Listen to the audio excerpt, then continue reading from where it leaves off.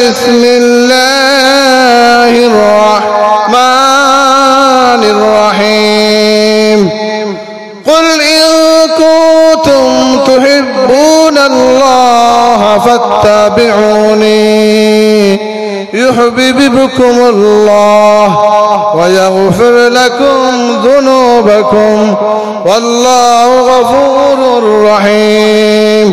وأيضا عن أبي هريرة رضي الله تعالى عنه قال قال رسول الله صلى الله عليه وسلم لا يؤمن أحدكم حتى أكون أحب إليه من والده وولده والناس أجمعين.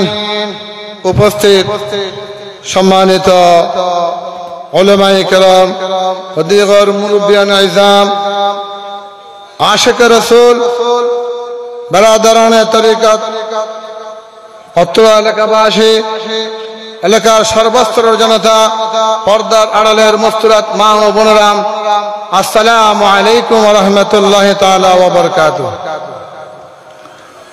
হযরত গাউসুল আজম আব্দুল কাদের জিলানী রাদিয়াল্লাহু তাআলা এর ফাতিহা ইয়াজদাহুম ও মুন্সিবিটা এলাকাবাসী কবরবাসীদের ইসালে সওয়াব উপলক্ষে পবিত্র ঈদে মিলাদুন নবী ও দোয়া মাহফিল এর আয়োজনে উক্ত মাহফিলে নূরানী ইরফানি মাহফিলে সভাপতিত্ব করবেন হযরত শাহ সুফি মাওলানা মুফতি সৈয়দ আশিকুর রহমান হাফেজ নগরী মেজবান্ডারি মাদ্দাজিল্লাহুল আলী সাজ্জাদান গাউসিয়া মাহবুব মঞ্জিল হাফেজ নগর দরবার শরীফ এবং প্রধান ওয়াইজিন হিসেবে আমাদের মাঝে তশরিফ আনবেন হযরত মাওলানা আহমদুল হক মেজবান্ডারি মাদ্দাজিল্লাহুল আলী নায়েব সাজ্জাদান শিন গোমদন্ডি দরবার শরীফ বোয়ালহালী খতিব হযরত শাহজাহান শাহ মাওলানা জামে মসজিদ মাদাম বিবির হাট সীতাকুণ্ড চট্টগ্রাম এবং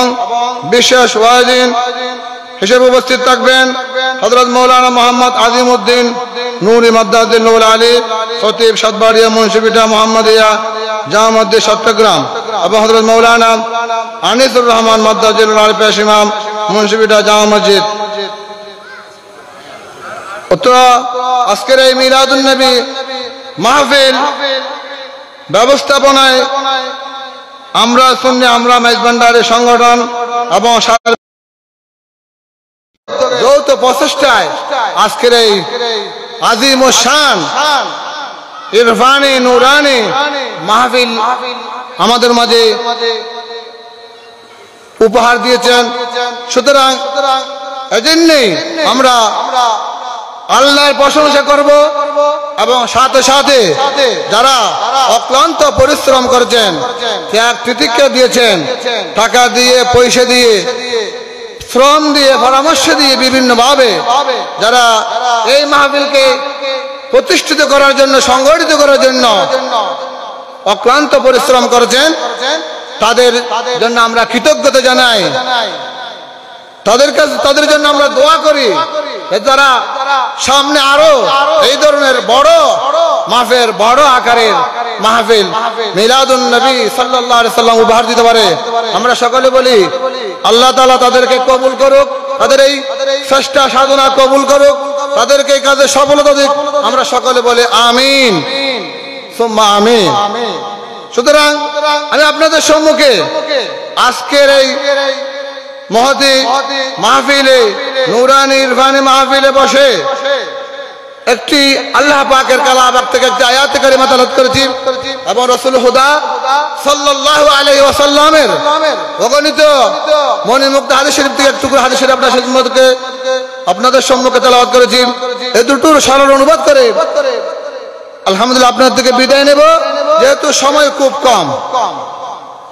সুতরাং আমি অত্র এলাকাবাসীর প্রতি আকুল আবেদন জানাবো, বিশেষভাবে অনুরোধ করব, আমরা অযথা সময় নষ্ট না করে এই মূল্যবান মাহফিলে মিলাদে মুস্তাফা এসে নিজের সময়টুকু মূল্যবান করে, নিজের জীবনটা মূল্যবান করে এই আহ্বান জানাবো।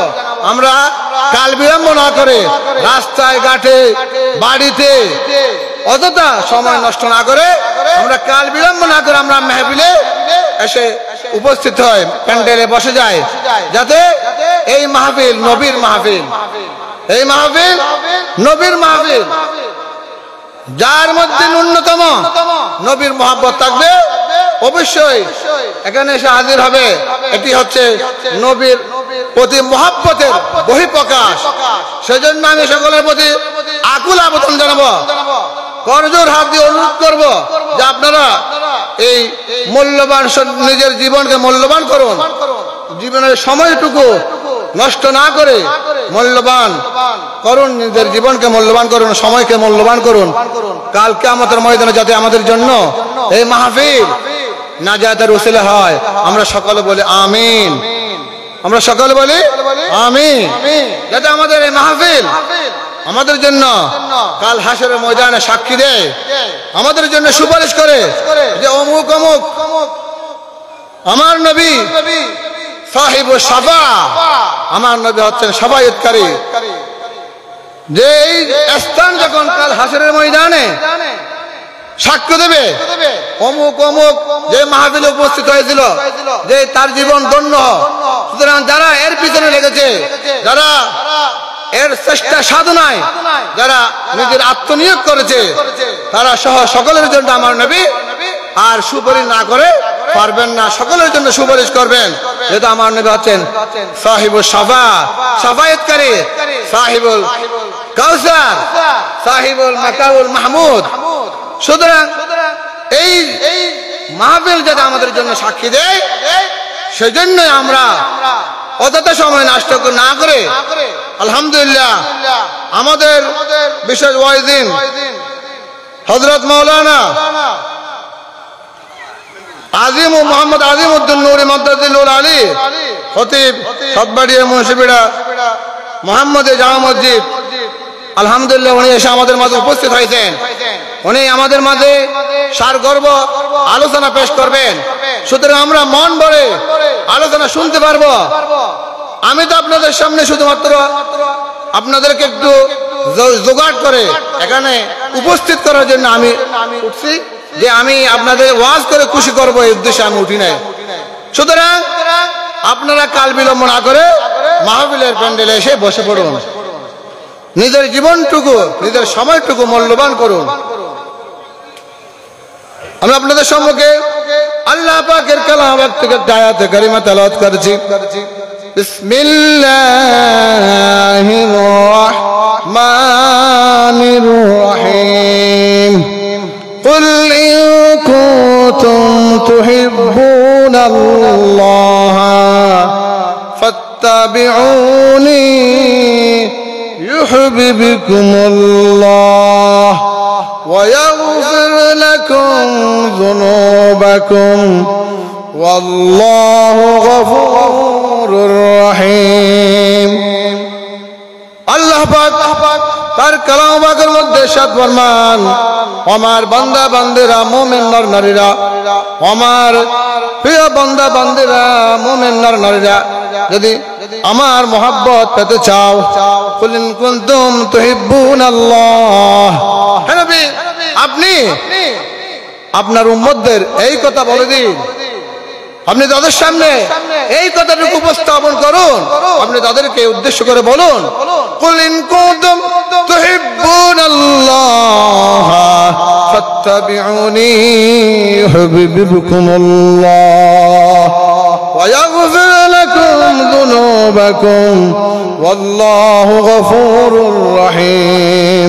হে নবী আপনি উম্মতদেরকে লক্ষ্য করে বলুন, আপনি উম্মতদের উদ্দেশ্যে উপস্থাপন করুন, বলুন, বর্ণনা করুন যে যারা আল্লাহর ভালোবাসা পেতে চায়, আল্লাহকে যারা পেতে চায়, আল্লাহর সন্তুষ্টি, আল্লাহর রেজামন্দি যারা হাসিল করতে চায়, আল্লাহর মহব্বতের প্যারা যারা হতে চায়, সুতরাং তারা যেন ফাত্তাবিউনি ইউহিব্বুকুমুল্লাহ, তারা যেন আমার পদাঙ্ক অনুসরণ করে, আমার আদর্শের আমার মতের অনুসরণ করে, আমার ইচ্ছা মতো, আমার কথা মতো তারা যাতে জীবনকে পরিচালিত করে। ফাত্তাবিউনি ইউহিব্বুকুমুল্লাহ। আল্লাহ তাআলা বলেন যে আমার হাবিবকে, আমার হাবিবের অনুসরণ করলেই তোমরা আমাকে পাবে, অন্যথায় নয়। আমার হাবিবের অনুসরণের মাধ্যমে আমাকে তোমরা খুঁজে পাবে। আমার মহব্বত, আমার ভালোবাসা, আমার সন্তুষ্টি তোমরা লাভ করতে পারবে। আমার সন্তুষ্টি হাসিলের জন্য আমার নবীকে গ্রহণ করুন, নবীর প্রতি ভালোবাসা সৃষ্টি করুন, অন্তরের মধ্যে নবীর মহব্বত পয়দা করুন, অন্যথায় তোমরা আমাকে কখনো লাভ করতে পারবে না। আমাকে লাভ করার জন্য আমার নবীকে মহব্বত করতে হবে, আমার নবীকে অনুসরণ করতে হবে, আমার নবীর পথের মতের অনুসরণ করতে হবে, আমার নবীর আদর্শে আদর্শিত হতে হবে। قل إن كنتم تحبون الله فاتبعوني يحببكم الله ويغفر لكم ذنوبكم والله غفور رحيم। তাহলে তোমরা আমার ভালোবাসা পাবে এবং আমার সন্তুষ্টি লাভ করতে পারবে এবং তোমরা মাগফিরাত লাভ করবে, তোমাদেরকে আমি ক্ষমা করে দেব। ফাত্তাবিউনি ইউহিব্বুকুমুল্লাহ ওয়া ইয়াগফির লাকুম যুনুবাকুম ওয়াল্লাহু গফুরুর রহিম। নিশ্চয় আল্লাহ তাআলা হচ্ছেন অত্যন্ত ক্ষমাশীল এবং পরম দয়ালু। ক্ষমাশীলদের মধ্যে সর্বশ্রেষ্ঠ ক্ষমাশীল হচ্ছেন আমার মালিক আল্লাহ রাব্বুল ইজ্জত ওয়াল জালাল। আল্লাহ তাআলা হচ্ছেন সবচেয়ে বড় উত্তম ক্ষমাশীল এবং করুণাশীল, দয়াশীল। সুতরাং আল্লাহকে পাওয়ার জন্য, আল্লাহর ক্ষমা মাগফিরাত পাওয়ার জন্য নবীকে অনুসরণ করতে হবে, নবীকে মহব্বত করতে হবে, এটি শর্ত।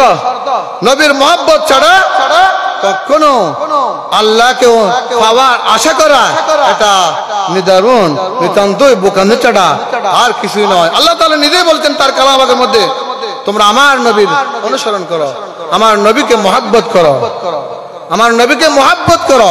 অর্থাৎ মহব্বত, আমরা মহব্বত, একজনকে যদি আমরা মহব্বত করি, আমাদের বন্ধু বান্ধব আসানো অবশ্যই আছে, যাকে আমরা মহব্বত করি সে কি করে, কি খায়, কি পরে, আমরা সেগুলো আস্তে আস্তে অনুসরণ করি, করতে চাই, যেহেতু আমরা তাকে ভালোবাসি, তাকে মহব্বত করি, সেজন্যই এগুলি চাই। সুতরাং আমার নবীকে মহব্বত করার অর্থ হচ্ছে তিনি কি করেছেন, তিনি কিভাবে জীবন পরিচালনা করেছেন, তিনি কি করেছেন, তার লেনদেন, তার আচার আচরণ কিরকম ছিল, যে তার আদর্শ, তার সুন্নত গুলিকে আমাদের পুঙ্খানুপুঙ্খানে গ্রহণ করতে হবে। তাহলেই আমরা তার ভালোবাসা পাবো, তার অনুসরণের মাধ্যমে আল্লাহর সন্তুষ্টি লাভ করতে পারবো। মহব্বত, নবীর মহব্বত ছাড়া কখনো আল্লাহকে পাওয়া বা মুক্তি পাওয়ার এটা আদৌ কল্পনাতে, এটা কল্পনা করা যায় না। আল্লাহর হাবিব সাল্লাল্লাহু আলাইহি ওয়াসাল্লাম ইরশাদ ফরমান যে আন আবি হুরায়রা রাদিয়াল্লাহু তাআলা আনহু قال قال رسول الله صلى الله عليه وسلم لا يؤمن أحدكم حتى أكون أحب إليه من ولدي وولدي والناس أجمعين। আমার রাসূল ইরশাদ ফরমান, রাবিকুল শিরোমণি হযরত আবু হুরায়রা রাদিয়াল্লাহু তাআলা আনহু হতে বর্ণিত, তিনি বলেন হুজুর পাক সাল্লাল্লাহু আলাইহি সাল্লাম, আল্লাহর হাবিব সাল্লাল্লাহু আলাইহি সাল্লাম ইরশাদ ফরমান যে লা ইউমিনু আহাদুকুম, তোমরা অতক্ষণ পর্যন্ত মুমিন হতে পারবে না যতক্ষণ না হাত্তা আকুনা আহাব্বা ইলাইহি মিন ওয়ালিদিহি ওয়া ওয়ালাদিহি ওয়ান নাসি আজমাইন, যতক্ষণ পর্যন্ত আমার মহব্বত প্রাধান্য পাবে না, বেশি হবে না, তোমাদের ছেলে সন্তান, স্ত্রী পুত্র, বউ বিটি, পরিবার পরিজন, পাড়া প্রতিবেশী, সমস্ত মানুষের চেয়ে যেখানে আমার মহব্বত বেশি হবে না, ততক্ষণ পর্যন্ত তোমরা কখনো মুমিন হতে পারবে না। তাহলে আমাদের বুঝে নিতে হবে যে মুমিন হবার জন্য শর্ত হচ্ছে আল্লাহর হাবিব সাল্লাল্লাহু আলাইহি ওয়াসাল্লামকে আকা মাওলা তাজদার মদিনা নূর মুজাসসাম রাহমাতুল লিল আলামিন সাইয়্যিদুল কাউনাইন শফিউল মুযনিবিন হুজুর পুর নূর সাল্লাল্লাহু আলাইহি ওয়াসাল্লামকে বেশি ভালোবাসতে হবে। বেশি কি করতে হবে? ভালোবাসতে হবে, বেশি মহব্বত করতে হবে, তার ভালোবাসা সর্বাগ্রে প্রাধান্য দিতে হবে। তাহলেই আমরা মুমিন হতে পারবো। যদি কোনো কারণে যে দুনিয়ার মহব্বত বেশি বেড়ে যায়, স্ত্রী পুত্রের ভাই ব্রাদার বন্ধু বান্ধব তার চেয়ে যদি বেশি বাড়ে, তাহলে মুমিন হবার কল্পনা করাও দূর হবে ব্যাপার, কখনো মুমিন হতে পারবে না। আমার রাসূল নিজেই ঘোষণা করলেন যে লা ইউমিনু আহাদুকুম হাত্তা আকুনা হাব্বা ইলাইহি মিন ওয়ালিদিহি ওয়া ওয়ালাদিহি ওয়ান নাসি আজমাইন।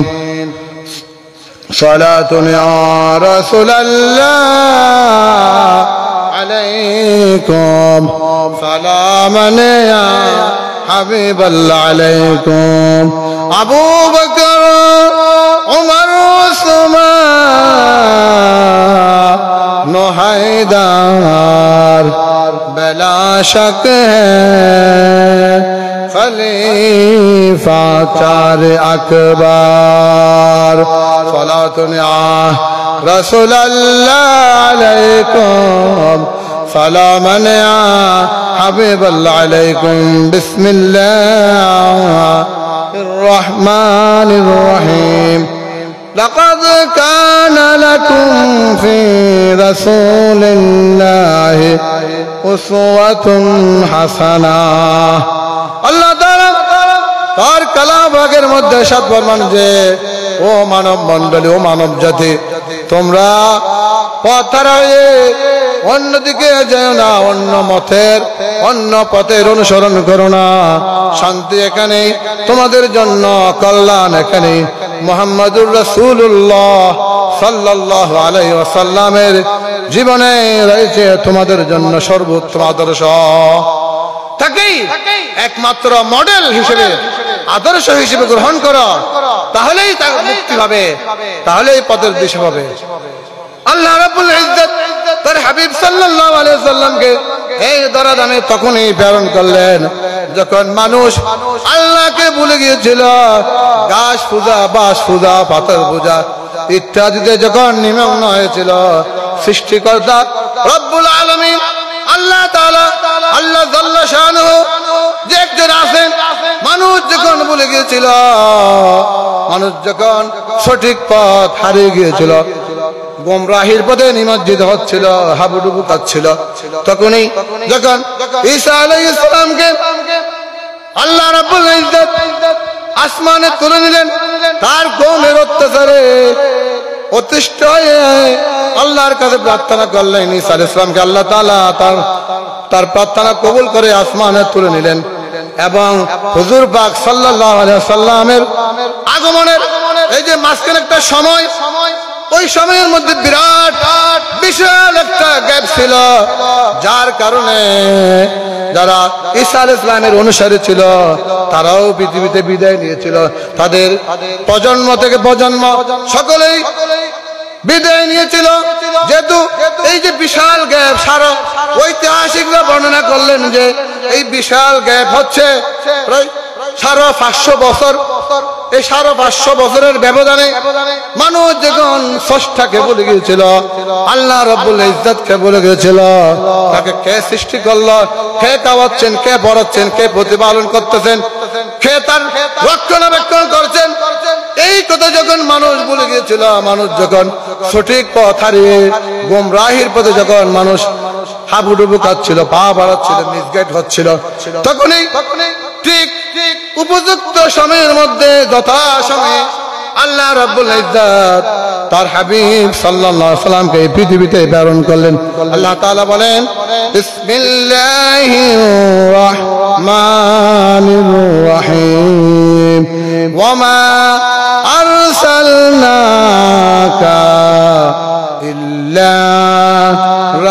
রাহমাতাল লিল আলামিন।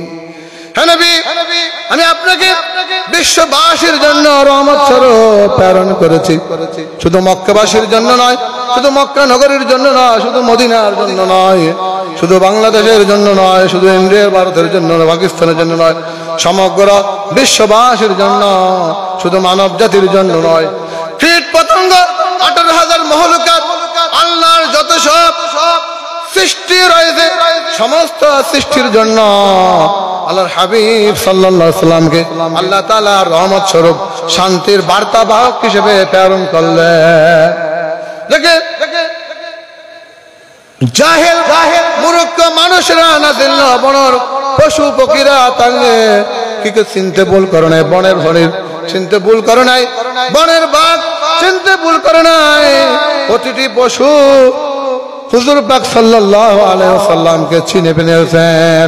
তিনি যে দয়ার নবী, মায়ার নবী, তিনি যে বিশ্ববাসীর জন্য রাহমাতুল লিল আলামিন, সে কথা চিনতে পশু পাখিরা দেরি করে নাই।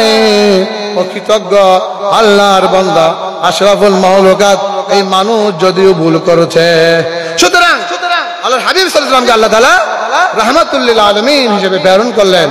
আল্লাহ তাআলা বলেন, বিসমিল্লাহির রাহমানির রাহিম, হুয়াল্লাযী আরসালা রাসূলাহু বিল হুদা ওয়া দীনিল হক লিইয়ুযহিরাহু আলাদ দীনি কুল্লিহি ওয়ালাউ কারিহাল মুশরিকুন। আল্লাহ তাআলা তার কালামের মধ্যে ইরশাদ ফরমান, ওয়াল্লাযী আরসালা রাসূলাহু বিল হুদা, তিনি ওই সত্তা যিনি তার রাসূলকে এই দরাদামে আবির্ভূত করলেন, প্রেরণ করলেন, যে মানুষের হেদায়েতের জন্য, পথ হারা মানুষকে পথের দিশা দেওয়ার জন্য, যারা প্রতিনিয়ত আগুনের দিকে, জাহান্নামের দিকে পা বাড়াচ্ছিল, প্রতি মুহূর্তে আগুনের দিকে, জাহান্নামের দিকে মানুষ যখন চলে যাচ্ছিল, তখন তাদেরকে ফিরিয়ে আনার জন্য, গোমরাহী মানুষকে, অন্ধকারে নিমজ্জিত মানুষকে ফিরিয়ে আনার জন্য, পথের দিশা দেওয়ার জন্য আল্লাহ তাআলা বলেন, আমি আমার হাবিবকে পৃথিবীতে প্রেরণ করেছি। ওয়াল্লাযী আরসালা রাসূলাহু বিল হুদা ওয়া দীনিল হক লিইয়ুযহিরাহু আলাদ দীনি কুল্লিহি ওয়ালাউ কারিহাল মুশরিকুন।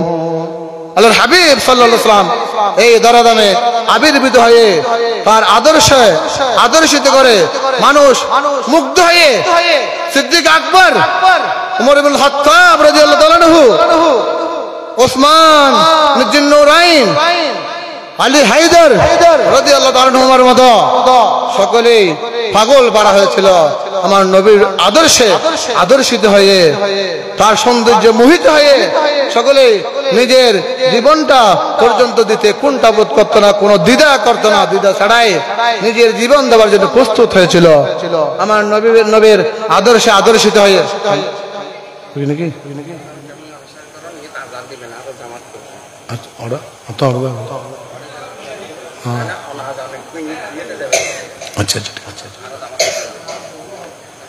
আচ্ছা আচ্ছা, সম্মানিত হাজিরিন, যে আসলে যার উদ্দেশ্যে, অর্থাৎ যার ফাতিহা উদ্দেশ্যে আজকের এই মিলাদ মুস্তাফার আয়োজন, তার ব্যাপারে আমি সামান্য একটা কথা বলে শেষ করব।